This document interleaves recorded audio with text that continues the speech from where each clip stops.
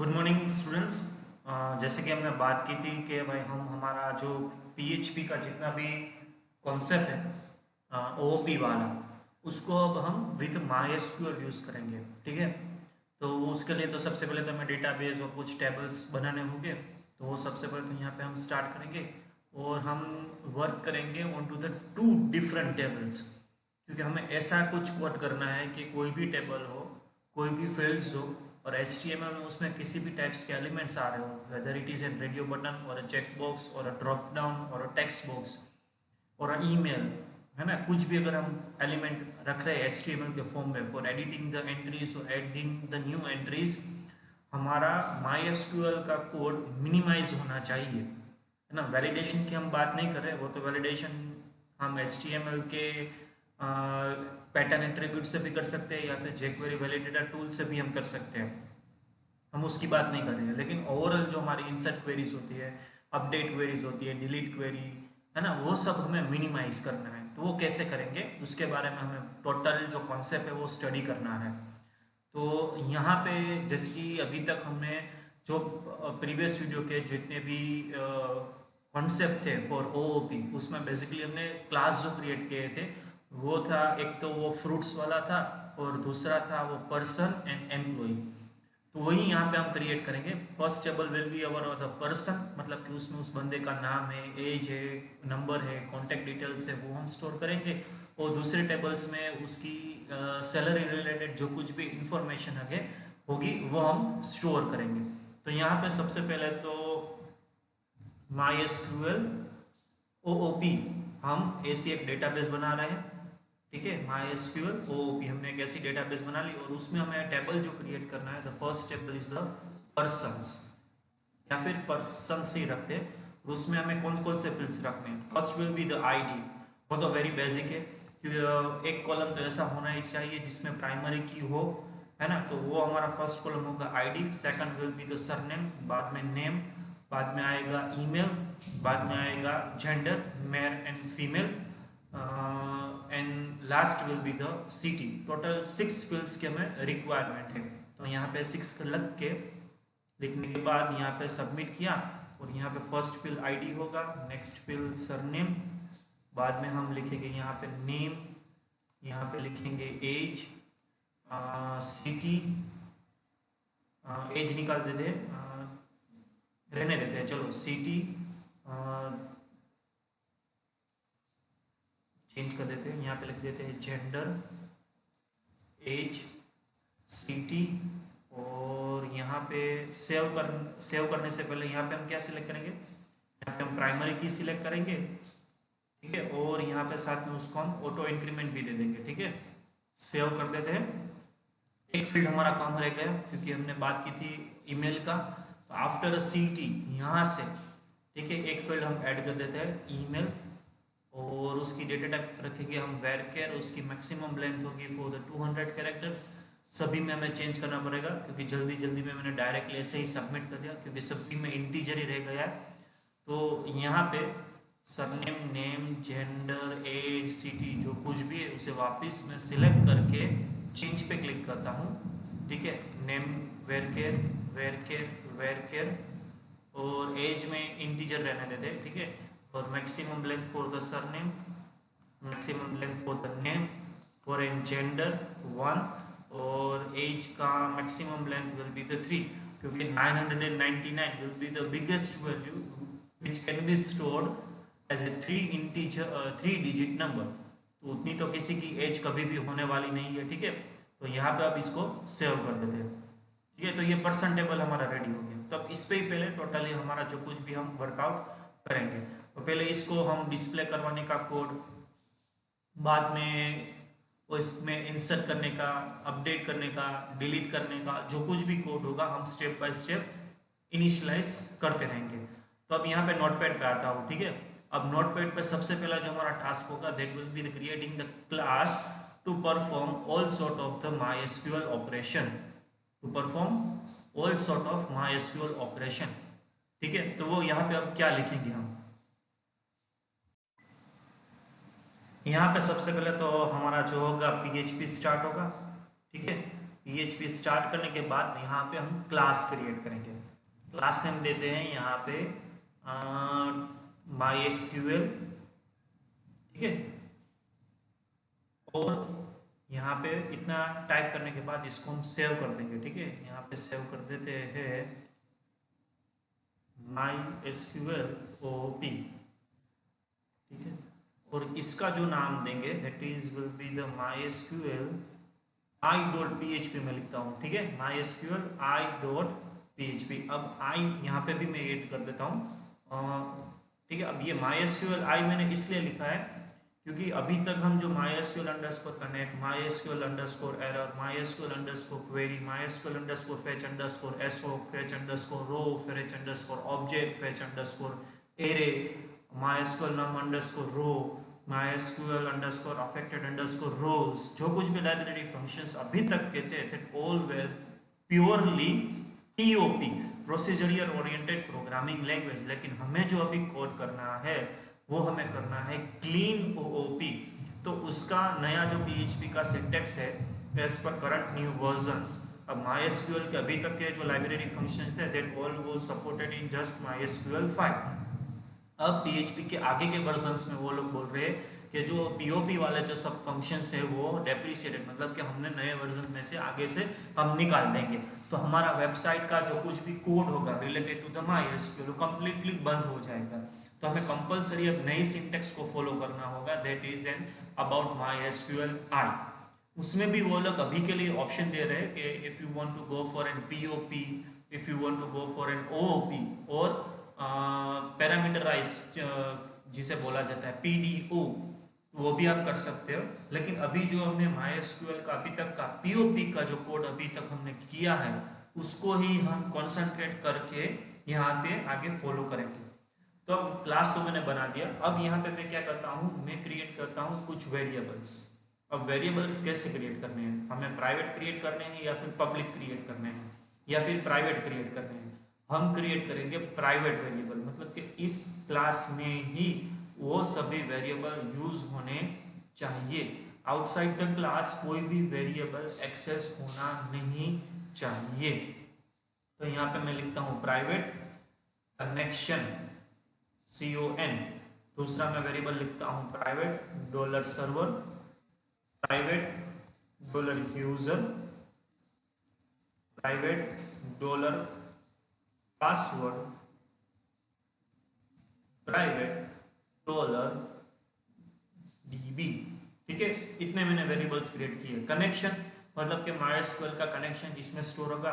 Server name जो MySQL_connect में सबसे पहले हम लिखते थे लोकल होस्ट, यूजर वो रूट लिखते थे अभी तक, वो पासवर्ड तो अभी तक डिफॉल्ट कुछ नहीं था। और DB में क्या आएगा, अभी जस्ट हमने जो डेटाबेस क्रिएट की यहाँ पे MySQL OOP that will be the database name. तो यहाँ पे सब डिटेल स्टोर कर देते हैं।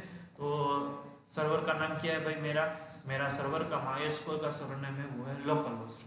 अब उसमें जो यूजर नेम है MySQL का वो क्या है, तो उसका यूजर नेम है मेरा रूट। बाद में इसमें जो पासवर्ड है वो क्या है, इसमें अभी के लिए कोई पासवर्ड नहीं है। और उसकी जो डेटाबेस जिस पे मुझे वर्क करना है वो कौन सी है, that is an MySQL OOP। चलो मैंने इतनी डिटेल स्टोर कर दी। अब यहाँ पे मैं किसी भी क्लास को जब भी यूज करना चाहता हूँ तब मैं विदाउट ऑब्जेक्ट किसी भी क्लास को यूज नहीं कर सकता, ठीक है। हमारा POP में जो UDF का बेसिक था वो क्या था, without creating any sort of without calling the function, उसका जो कोड होगा वो कुछ भी एग्जीक्यूट नहीं होगा। तो यहाँ पे हम जितना भी कोड करेंगे, ठीक है, जितना भी code without creating the object we cannot be able to access any properties or a method। तो ऑब्जेक्ट बनाना होगा। तो ऑब्जेक्ट बनाने के साथ यहाँ पे हम जो करेंगे वो क्या करेंगे, हम साथ में क्रिएट करेंगे कंस्ट्रक्टर हम क्रिएट करेंगे। अब कंस्ट्रक्टर क्यों क्रिएट करेंगे, कल ही के वीडियो में मैंने बताया था कि भाई हमारा जो डिफॉल्ट परफॉर्मेंस होता है, परफॉर्म टास्क होता है, जैसे कि कोई भी बंदा है पर्सन, उसका नेम तो डिफॉल्ट सेव होना ही चाहिए, है ना। बाद में उसकी आगे की बात होगी ना, without storing the name of the person, without storing the name of the fruits, आगे क्या तो कुछ होने वाला नहीं। तो बाद में सेट नेम और सेट सरनेम करवाना, तो उसके कंपैरिजन में बेटर है कि हम कंस्ट्रक्टर ही बना दें। तो कंस्ट्रक्टर क्या होगा, जैसे हम ऑब्जेक्ट क्रिएट करेंगे तो उस ऑब्जेक्ट थ्रू हमारा MySQL के साथ जो कनेक्शन होना चाहिए वो हो जाएगा। अब ये तो आपको मालूम ही होगा बेसिक के, कोई भी टास्क अगर आपको परफॉर्म करना है for an each web page, जैसे कि एक वेब पेज है जिसमें रिकॉर्ड डिस्प्ले हो रहा है, दूसरे वेब पेज है जिसमें रिकॉर्ड इंसर्ट हो रहा है, for an each and every web page या फिर ईच एंड एवरी टास्क के लिए MySQL का कनेक्शन होना जरूरी है। ठीक है, तो MySQL का कनेक्शन तभी होगा। तो यहाँ पे अब मैं क्या करूँगा, मैं यहाँ पे क्रिएट करूँगा फिर से प्राइवेट फंक्शन, ठीक है, अंडरस्कोर। अब यहाँ से हम क्रिएट करेंगे, सॉरी नॉट अ प्राइवेट, यहाँ पे क्लिक करेंगे हम public function.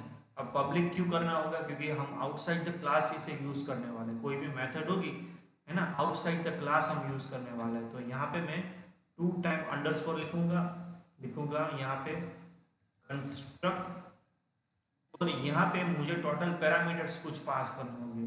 First will be the server name, तो एस, second will be the user name, ठीक है, third will be the password, और fourth will be the database name.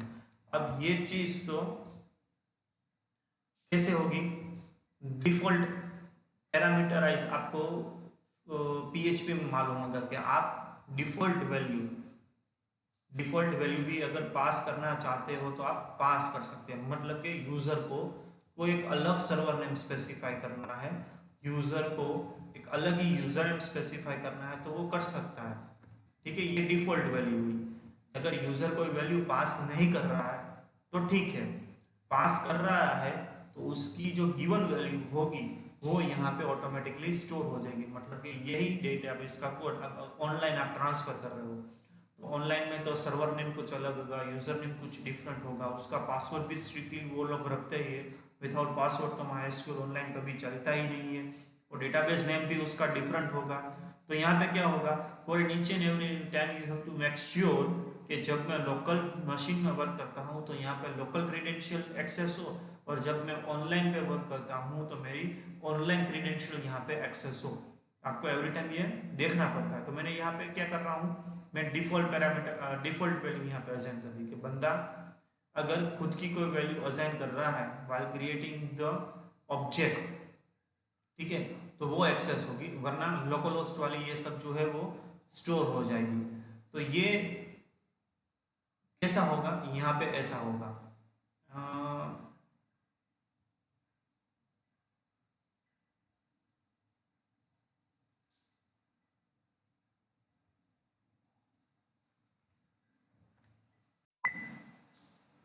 काम करते हैं, यहाँ पे जो पैरामीटराइज कर्सर है वो निकाल देता हूँ। अभी के लिए हम यहाँ पे सेट ऑफ 2 वेरिएबल्स क्रिएट कर देंगे, ठीक है। यहाँ पे हम एक कमेंट लिख देते हैं, वरना साथ में अगर मैं सब करूँगा ना तो फर्स्ट वीडियो में आप सब खिचड़ी कर दोगे, ठीक है। तो यहाँ पे मैं लिख देता हूँ लोकल होस्ट डिटेल्स, ठीक है, जो भी मैंने जो बोला वो, और यहाँ पे मैं लिख देता हूँ लाइव सर्वर डिटेल्स, ठीक है। और इसका जो इतना सेक्शन है वो कॉपी करके यहाँ पे मैं पेस्ट कर देता हूँ। मान लो आप लाइव सर्वर पे वर्क कर रहे हो तो इतना सेक्शन आपको कमेंट कर देने का है, ठीक है। और जैसे ही आप लाइव सर्वर पे वर्क कर रहे हो, सॉरी आप लोकल पे सपोज वर्क कर रहे हो, तो यहाँ से कमेंट निकाल के लाइव सर्वर की जितनी डिटेल्स है आप यहाँ पे कमेंट कर दो, ठीक है। तो बार बार आपको हर चीज करने की जरूरत नहीं है। अब ये अगर देखो तो प्राइवेट कनेक्शन भी कॉमन है, तो इसको निकाल के यहाँ पे कॉमन लिख देता हूँ कि इसको बार बार कमेंट करने की कोई जरूरत नहीं है, ठीक है। तो ये निकल गया, ठीक है। अब इजी रहेगा हमारे लिए। अब MySQL का कनेक्शन कैसे करेंगे, तो कनेक्शन जो स्टोर होगा इस वाले वेरिएबल में होगा। तो कोई भी मेथड में जब भी हम कोई भी प्रॉपर्टी को यूज कर रहे हैं तो कैसे लिखते हैं, दिस, और प्रॉपर्टी का जो नेम आता है वो। बाद में यहां पे मैं लिख रहा हूं न्यू MySQLi, ठीक है। अब ये कहां से आ गया, ये जनरली न्यू वर्ड अभी तक के वीडियोस में हम कब लिखते थे, जब हम कोई भी एक ऑब्जेक्ट बना रहे हो तो मैंने कहा ना क्लीन ओ भी हमें यूज करना है। तो ये PHP में इनबिल्ट एक क्लास है, पहले से इनबिल्ट क्लास है, ठीक है, हमें खुद से अलग से बनाना नहीं है। तो इस क्लास का मैं ऑब्जेक्ट बना रहा हूँ इस नेम से, CON नेम के थ्रू। अब यहाँ पे जो डिटेल्स हमें असाइन करने की होती है वो कैसे करेगी। अब ये जो क्लास है ना, कंस्ट्रक्टर क्लास है, कंस्ट्रक्टर क्लास, मतलब कि इसके साथ मुझे कुछ यहाँ पे पैरामीटराइज पास करने होंगे, पैरामीटर्स कुछ पास करने होंगे, और उस मुताबिक मेरा MySQL का जो है कनेक्शन हो जाएगा। अब फर्स्ट पैरामीटर क्या होगा, यहाँ पे मेरा फर्स्ट पैरामीटर होगा सर्वर नेम। पुराना कोड अगर याद है तो आप यहाँ पे क्या लिखते थे, यहाँ पे मैं कमेंट करके लिखता हूँ। तो पुरानी जो सिंटेक्स थी हमारी वो क्या थी, MySQL अंडरस्कोर कनेक्ट, ब्रैकेट में हम लिखते थे सर्वर, बाद में यहाँ पे हम लिखते थे यूजर, ठीक है, और बाद में यहाँ पे लिखते थे पासवर्ड, ठीक है, ऐसा कुछ था। और एक हम दूसरा स्टेटमेंट लिखते थे MySQL underscore select underscore DB name. हम 2 statements for an each and every MySQL connection लिखते थे। अब ये 4 items server user password DB सभी यहाँ पे आ जाएगा। अब कैसे आएगा, तो यहाँ पे मुझे लिखना है डॉलर सर्वर। डॉलर सर्वर में डायरेक्टली नहीं लिख पाऊंगा। क्यों नहीं लिख पाऊंगा, क्योंकि ये लोकल वेरिएबल नहीं है सर्वर, ये कौन सा वेरिएबल है, क्लास का वेरिएबल है। तो क्लास की वेरिएबल नहीं, क्लास की प्रॉपर्टी है या फिर मेंबर वेरिएबल है। तो कैसे यूज करेंगे, दिस सर्वर, तो वो कौन सी वैल्यू आ जाएगी, ये वाली लोकल होस्ट वाली, ये वैल्यू यहाँ पे आ गई, ठीक है। अब सेकंड आर्ग्यूमेंट मुझे कौन सी देनी है, दिस यूजर, दिस पासवर्ड, और फोर्थ डेटाबेस का भी यहाँ पे साथ में लिखना है एज पर न्यू सिंटेक्स, ठीक है। तो यहाँ पे उसका नाम क्या दिया है, DB। तो मेरी ऑल वैल्यूज यहाँ पे स्टोर हो गई है। अब यहाँ पे एक ऑल स्टेटमेंट हम लिखते थे कि अगर MySQL का कनेक्शन स्टोर नहीं होता है, ठीक है, तो यहाँ पे हम क्या लिखते थे, ऐसा कुछ लिखते थे ना कि इफ MySQL अंडरस्कोर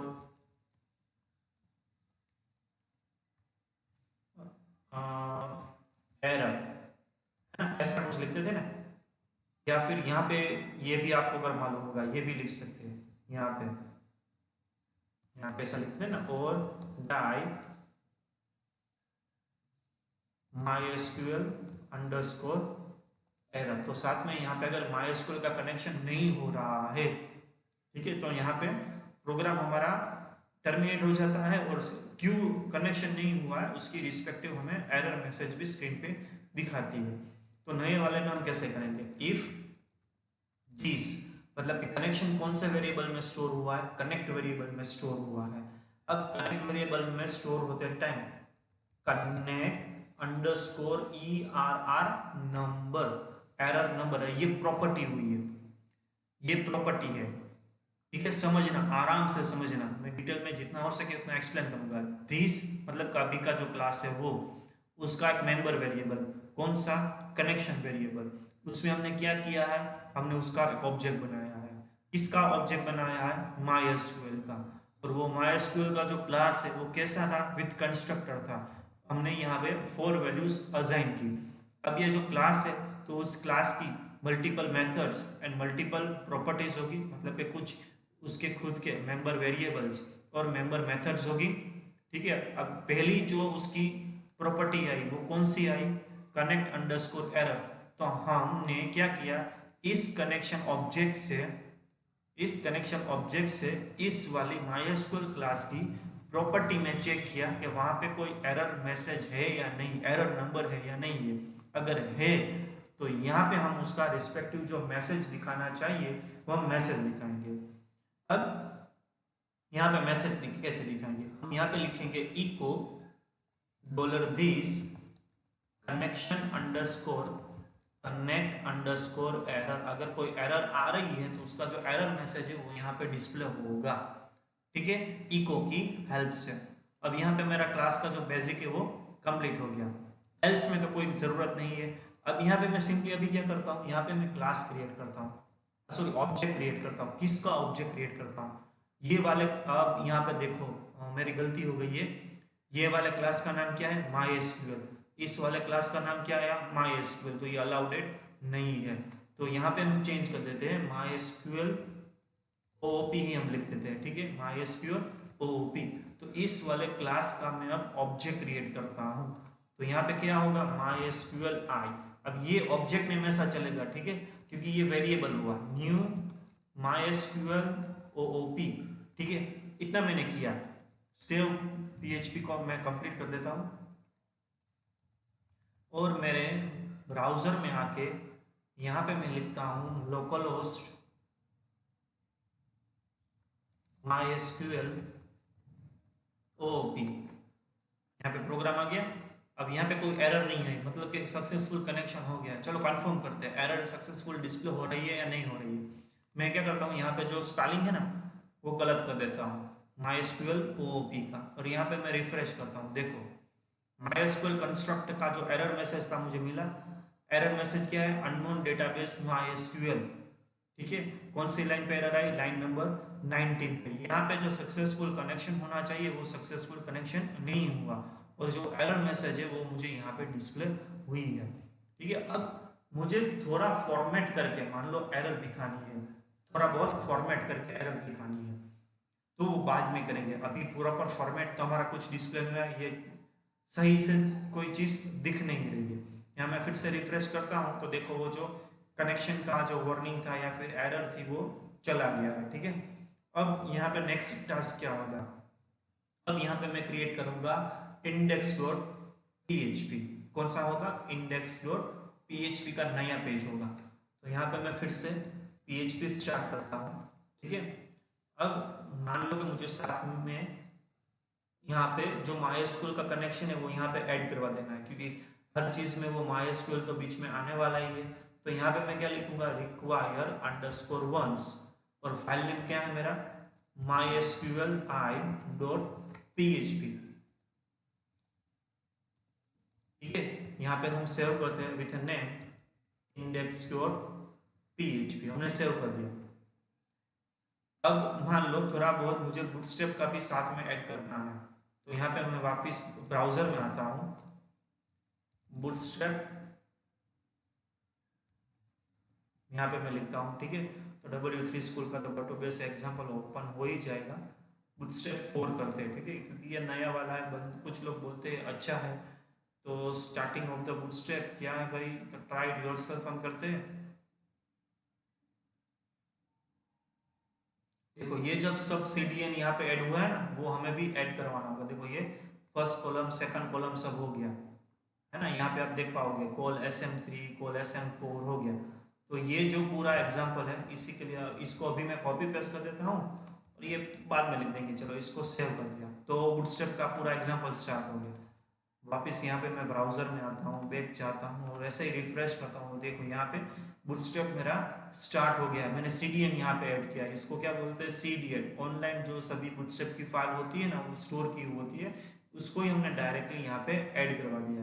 और कुछ ऐसा कोई मैंने कुछ जगह पे ऐसा दिखा है कि भाई कुछ ऐसे बोलते हैं कुछ लोग कि भाई जो jQuery की या फिर जावास्क्रिप्ट की फाइल हो ना वो सबसे लास्ट में यहाँ पे इंक्लूड करवाओ, यहाँ पे, ठीक है। अब यहाँ पे इंक्लूड करवाओ, क्यों कि मान लो कोई भी एक ऐसा आईडी है जो कहीं भी आप प्रोग्राम में यूज कर रहे हो और वो प्रॉपरली लोड नहीं हुआ है और हमारा MySQL का कोड एग्जीक्यूट हो गया, तो क्या होगा, jQuery का कोड एग्जीक्यूट हो गया तो क्या होगा, एरर मैसेज आएगा। तो अब इसमें क्या होगा कि सभी HTML का जितना भी एलिमेंट है वो तो प्रॉपरली लोड हो गया होगा। तो यहाँ पे अगर हमने कुछ भी jQuery का एडिशनल कोड नीचे सबसे नीचे किया होगा ना, तो उसका जो प्रॉपर एरर मैसेज जनरली जो आता है वो यहाँ पे मुझे कुछ मिलेगा नहीं, ठीक है। और CSS हमें तो सबसे पहले ही लोड करनी होगी, ठीक है, ये हो गया। अब यहाँ पे मैं सबसे हेड में यहाँ पे मैं फिर से PHP को स्टार्ट करता हूँ और फिर से यहाँ पे मैं लिख देता हूँ require underscore once, और यहाँ पे हम लिखते हैं MySQL i.php। तो मेरा MySQL कनेक्शन इस वाली फाइल में ऐड हो चुका है, ठीक है। और यहाँ पे मैं PHP को एंड कर देता हूँ। अब जो बेसिक कोडिंग होगा for an each and every program, यहाँ पे हम लिख देते हैं PHP MySQL with OOP। चलो हो गया, और ये जो पैराग्राफ है वो हम निकाल देते हैं। सेव किया, रिफ्रेश किया, देखो हो गया। यहाँ पे सब हम बाकी का जो डिजाइनिंग है वो सब हम करते रहेंगे धीरे धीरे धीरे। अब ये कॉलम 1 है, यहाँ पे कॉलम 2 है, यहाँ पे कॉलम 3 है। जो कॉलम साइज है यहाँ पे फर्स्ट की 4 है तो इसको मैं 3 कर देता हूँ, और सेकंड की मैं 9 कर देता हूँ, और जो थर्ड कॉलम है वो निकाल देता हूँ। अब बूटस्ट्रैप में ये आपको मालूम होना चाहिए टोटल नंबर ऑफ कॉलम्स होनी चाहिए और 12 कॉलम्स होनी चाहिए। चलो इसको मैं रिफ्रेश करता हूँ, हो गया। यहाँ पे कॉलम 1 हो गया, यहाँ पे कॉलम 2 हो गया। अब मैं क्या करता हूँ, अब ये जो चीज होगी ये मेरे हर प्रोग्राम में सेम होगी। डिफरेंस कहाँ पे होगा, यहाँ पे मेरा जो बाकी का आउटपुट होगा वो कहाँ पे आएगा, इतने एरिया में। ये मेरा माउस पॉइंटर देखना, इतने एरिया में मेरा बाकी का जो आउटपुट होगा सभी अभी का जितना भी हम करेंगे वो यहाँ पे आएगा। यहाँ पे सभी मुझे मेनूज दिखाने हैं, ठीक है। जो कुछ भी मुझे मेनूज दिखाना है वो सभी यहाँ पे दिखाऊंगा। तो ये हेडर सेक्शन और ये साइड बार मेरे सभी में सेम रहेगा, सभी में सेम रहेगा। तो मैं क्या करता हूँ, इतना यहाँ तक का कॉलम 9 तक का चेंज क्या होगा, H3 पैराग्राफ और पैराग्राफ इतना एवरी टाइम चेंज होगा। कॉलम 9 तो रहेगा for an each and every web page, तो इतना मैं कट करता हूँ, यहाँ से न्यू फाइल क्रिएट करके सेव करता हूँ with an header dot php। ठीक है, हेडर डॉट php मैंने कर दिया कैंसल। और जो मेरा बाकी का एरिया होगा ये वाला, ठीक है, यहाँ पे मैं कट करके न्यू फाइल क्रिएट करके यहाँ पे पेस्ट कर दिया और नेम दे देता हूँ footer डॉट php। अब इंडेक्स डॉट php में क्या बचा, इतना ही। अगर मैं इसे रिफ्रेश करूंगा तो मेरा इतना ही सेक्शन मुझे मिलेगा।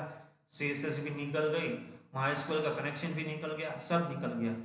तो अब यहाँ पे मुझे क्या करना है, यहाँ पे मैं फिर से PHP स्टार्ट करूंगा और मैं लिखूंगा require underscore once header dot php। ठीक है, अब वापिस नीचे आ जाऊंगा और मैं यहाँ पे लिखूंगा require underscore once footer dot php। Save किया, यहाँ पे मैं रिफ्रेश करता हूँ, देखो मेरा फिर से सेट हो गया। और थोड़ा मैं करता हूँ, अब मान लो मुझे बार बार ये जो इतना सेक्शन यहाँ पे मुझे मेन्यूज बताने हैं, मतलब ये मेरा एक्चुअल जो सेक्शन हुआ that is for the side bar. तो यहाँ पे इसको मैं कट करता हूँ, न्यू क्रिएट करता हूँ, यहाँ पे पेस्ट किया। अब इसका नाम दे देता हूँ साइड बार डॉट php। ठीक है, अब जो एरिया जहाँ से आप कट पेस्ट करके नई फाइल में लेते हो तो वहां पे एग्जैक्टली उसी कर्सर लोकेशन पे आपको इंक्लूड या फिर रिक्वायर लिखने का होता है। ये बात कभी भी मत भूलना। तो ये क्या हुआ, साइड बार डॉट php। ठीक है, सेव करके लास्ट टाइम मैं रिफ्रेश करता हूँ, देखो कोई चेंज नहीं है। देखते हैं चेंज आया या नहीं। तब कॉलम यहाँ पे मैं क्या कर देता हूँ, मैं हेडिंग दे देता हूँ मेनू। सेव करके यहाँ पे मैंने रिफ्रेश किया तो देखो यहाँ भी मेनूज आ गया।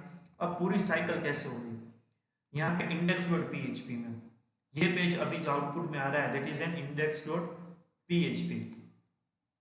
ठीक है, अब यहाँ पे सबसे पहले इंक्लूड किया हुआ हेडर डॉट php इंक्लूड हुआ। तो हेडर डॉट php में आते हैं, यहाँ पे HTML स्टार्ट हुआ, हेड टेक्स्ट स्टार्ट हुआ। यहाँ पे मेरे MySQL का जो कनेक्शन था कौन सा, ये वाला MySQL का जो कनेक्शन था और उसका जो ऑब्जेक्ट का ये पूरा कोड कॉपी पेस्ट जैसा होके यहाँ पे हेडर डॉट php में आ गया। यहाँ भी टाइटल चेंज कर देते हैं, बूटस्ट्रैप यहाँ पे ऐड हो जाएगा, मेरा आउटपुट बॉडी टैग में स्टार्ट हो जाएगा। ठीक है, अब यहाँ पे क्या हुआ, मैंने एक रो क्रिएट किया, उस रो में मैंने 2 कॉलम्स क्रिएट की। फर्स्ट कॉलम 3 की हुई, सेकंड कॉलम 9 की हुई, लेकिन फर्स्ट कॉलम में मैंने क्या ऐड करवाया, साइड बार ऐड करवाया।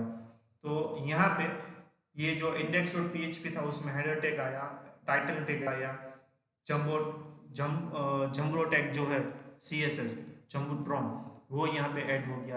बाद में यहाँ पे साइड बार आया तो साइड बार का कोडिंग यहाँ पे एग्जीक्यूट हुआ। तो साइड बार का इतना जो कुछ भी है ऐड हुआ, यहाँ कहाँ पे हुआ, यहाँ पे बीच में वो ऐड हुआ। ठीक है, अब कॉलम 9 स्टार्ट हुई तो यहाँ तक का कॉन्सेप्ट हुआ कंप्लीट। तो कॉलम 9 का सेक्शन इतना हुआ, तो यहाँ पे जो कुछ भी मैं लिखूंगा वो बीच में आएगा। वो बाद में यहाँ पे क्या लिखा मैंने, फुटर एरिया। तो मतलब कि ये कॉलम 9 कंप्लीट हुई, बाद में यहाँ पे रो कंप्लीट हुआ, कौन सा, ये पहले कौन सा कंप्लीट हुआ, कॉलम 9। बाद में कौन सा कंप्लीट हुआ, रो, और लास्ट में कौन सा कंप्लीट हुआ, कंटेनर। यहाँ पे देखो कॉलम 9 रो कंटेनर, वो यहाँ पे कंप्लीट हुआ, ठीक है। बाद में हेडर टैग में कौन सा अभी है, बॉडी है और HTML है, तो यहाँ पे फुटर में देखो वो बॉडी कंप्लीट हुआ और ये HTML कंप्लीट हुआ। तो जितने रिक्वायर्ड एंडिंग टैग थे वो सब साइकिल में सेट हो गए। अब लास्ट में मैं क्या करूँगा, अभी लास्ट में यहाँ पे मैं क्रिएट करूँगा मेनू। तो यहाँ पे मैं अभी क्या करता हूँ, यूएल टैग की हेल्प से दो मेनूज क्रिएट करता हूँ। First will be for the person and second will be for the employ, ठीक है। और यहाँ पे मैं यूएल टैग को कंप्लीट कर देता हूँ, ठीक है। यहाँ पे पूरा सिलेक्ट करके उसका जो प्रॉपर अलाइनमेंट होना चाहिए वो हम सेट कर देते हैं। चलो सेव किया, यहाँ पे मैं रिफ्रेश किया, देखो यहाँ पे पर्सन और एम्प्लॉय दो मेनू हो गए। अब जब मैं पर्सन पे क्लिक करता हूँ, ठीक है, तो जितने अवेलेबल MySQL में नंबर्स ऑफ पर्सन हो गए यहाँ पे इस वाले पर्सन टेबल में, अबे कितने रिकॉर्ड्स है, एक भी रिकॉर्ड्स नहीं है। अगर यहाँ पे रिकॉर्ड्स है तो वो सब रिकॉर्ड्स मुझे यहाँ पे ये कॉलम 2 में मुझे आउटपुट पे दिखाना है। जब मैं पर्सन पे क्लिक करूँ, अगर रिकॉर्ड्स नहीं है, जैसे कि अभी एक भी रिकॉर्ड्स नहीं है, तो यहाँ पे मुझे एड न्यू रिकॉर्ड का बटन दिखना चाहिए। कौन सा बटन, एड न्यू रिकॉर्ड का बटन मुझे यहाँ पे दिखाना है। तो नेक्स्ट वीडियो में ये सब चीज स्टार्ट करेंगे। ऑलरेडी काफी लंबा वीडियो हो चुका है, तो वो जो सब सेक्शन है वो हम स्टार्ट करेंगे फ्रॉम द नेक्स्ट वीडियो, ठीक है। यहाँ पे आज का जो अभी का वीडियो है मैं कंप्लीट करता हूँ।